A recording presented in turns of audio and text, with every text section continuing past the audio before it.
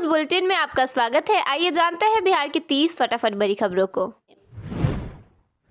PM सूर्य घर मुफ्त बिजली योजना के तहत ऋण आवेदनों को बैंक द्वारा खारिज करने का मामला सामने आया है। लगभग 40% आवेदन निरस्त किए गए हैं, जिससे सरकारी योजना की गति प्रभावित हो रही है। मुख्य सचिव ने इस पर चिंता जताई है।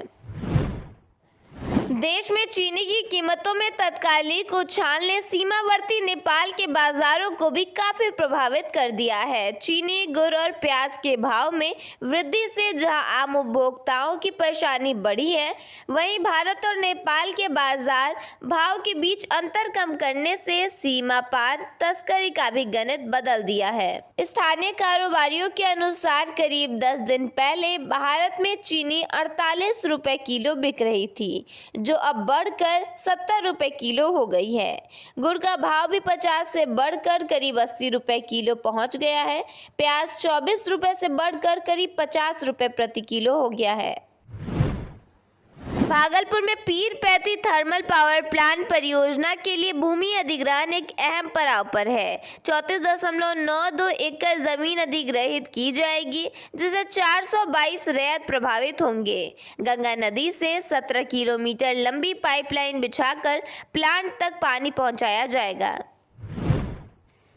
बिहार में नीतीश कुमार की राजनीतिक विरासत को लेकर जुबानी जंग तेज हो गई है। रालोमो प्रमुख उपेंद्र कुशवाहा के विरासत संभालने के दावे पर जेडीयू ने तीखा पलटवार किया है। जेडीयू प्रदेश अध्यक्ष उमेश सिंह कुशवाहा ने बिना नाम लिए तंज कसते हुए कहा, जितनी चादर हो पांव उतने ही पसारने चाहिए। वहीं विवाद बढ़ने के बाद उपेंद्र कुशवाहा ने रविवार को अपने बयान पर सफाई दी है। बिहार में गंगा नदी रौद्र रूप में है। नदी के बढ़ते जलस्तर की वजह से लोगों की परेशानी बढ़ रही है। इस वजह से पटना से भागलपुर तक प्रशासन हाई अलर्ट मोड में है। कई इलाकों में बाढ़ का खतरा मंडराने लगा है। ऐसे में एसडीआरएफ की टीम को कई इलाकों में तैनात किया गया है। सब्जी और सलाद का जायका बढ़ाने वाली प्याज अब लोगों की आंखों से आंसू निकाल रही है।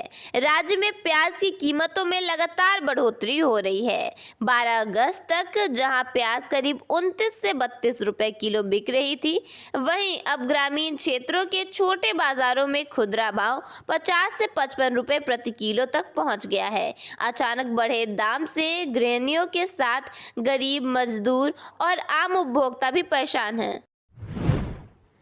चिकित्सा काउंसलिंग समिति ने नीट यूजी 2026 काउंसलिंग के पहले चरण का संशोधित अस्थायी परिणाम जारी कर दिया है।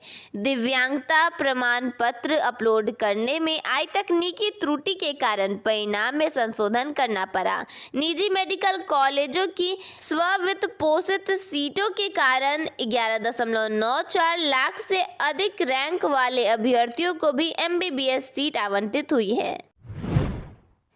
मौसम विज्ञान केंद्र पटना की ओर से जारी रिपोर्ट के अनुसार बिहार में मानसून की रफ्तार फिलहाल थोड़ी सुस्त पड़ी है। बीते 24 घंटों के दौरान राज्य के ज्यादातर हिस्सों में हल्की से मध्यम बारिश दर्ज की गई। मौसम विभाग के अनुसार कल पूर्वी चंपारण, पश्चिमी चंपारण और गया में भारी बारिश की संभावना है।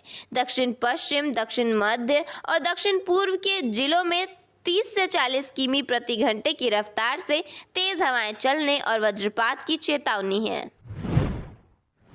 केंद्रीय मंत्री चिराग पासवान ने कहा है कि आरक्षण के खिलाफ दिल्ली के जंतर मंतर पर हुए प्रदर्शन कर रहे लोगों से सरकार बातचीत करेगी। हालांकि उन्होंने कहा कि प्रदर्शनकारियों को पहले अपनी मांगे स्पष्ट और व्यवस्थित तरीके से सरकार के सामने रखनी चाहिए। जंतर मंतर पर बड़ी संख्या में प्रदर्शनकारी बैनर, पोस्टर और भगवा झंडे लेकर जुटे और उन्होंने जाति आधारित आरक्षण के खिलाफ नारेबाजी की। प्रदर्शनकारियों की मांग थी कि सरकारी योजनाओं और आरक्षण का लाभ तय करने में जाति के बजाय आर्थिक स्थिति को ज्यादा महत्व दिया जाना चाहिए।